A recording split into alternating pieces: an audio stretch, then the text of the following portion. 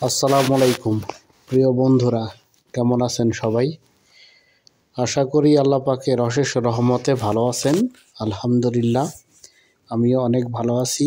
প্রতিদিনের মতো নতুন আরেকটা ভিডিওতে সবাইকে স্বাগতম।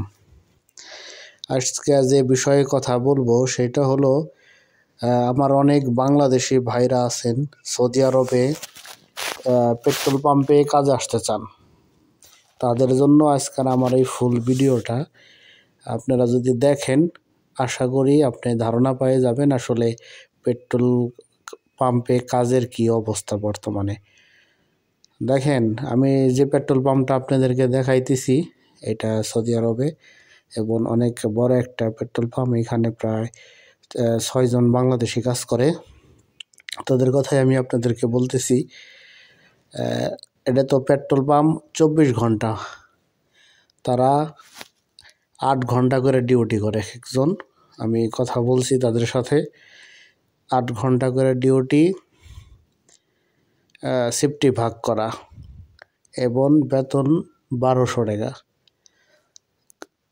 আকামা কোম্পানির, খাওয়া নিজের, থাকা কোম্পানির।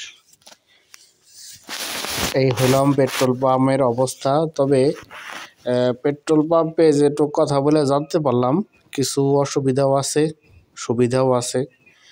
যেমন সব দেশেই তো ভালো মন্দ মিলে আছে। দেখা গেছে একজনের 50 টাকার 80 টাকার ডিজেল দিছে, ছোট খুচরা টাকা দিছে, দেখা গেছে 10 টাকা 20 টাকা বকশিশ দিয়ে গেছে। যারা ভালো মানুষ তারা দেয়। আবার দেখা গেছে আপনার যারা নাকি সৌদির ইয়ং বয়সের ছেলেরা আছে, দুষ্ট টাইপের, তারা 100 টাকার তেল ভরছে, দেখা গেছে টাকা না দিয়েই গাড়ি টান দিয়ে চলে গেছে। ওই টাকাটা কিন্তু যে কাজ করে তার উপরে গিটে থেকে কাটে, মানে তার স্যালারি থেকে কাটে।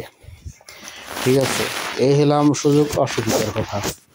তবে যারা নতুন করে আসতে চান, বিদেশে কর্ম করতে হয়, এখন আপনারা বুঝে শুনে একটু আসবেন, কেননা বাহিরে থাকতে হয়। এখানে গরম, যখন গরম তখন অনেক গরম, আবার বর্তমানে ঠান্ডার সিজন, এখন কিন্তু অনেক ঠান্ডা।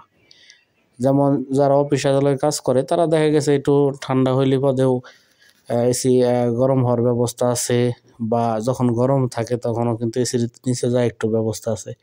কিন্তু পেট্রোল পাম্পটা কিন্তু অনেক কঠিন। সৌদি আরবে জানেন 48-45 ডিগ্রি রোদ থাকে শীতকালে, গরমকালে।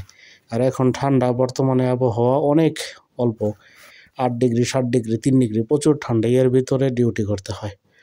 অতএব এই ছিল আজকের ভিডিও। যদি ভালো লাগে অবশ্যই আমার চ্যানেলটা সাবস্ক্রাইব করে সাথেই থাকবেন। ধন্যবাদ সবাইকে।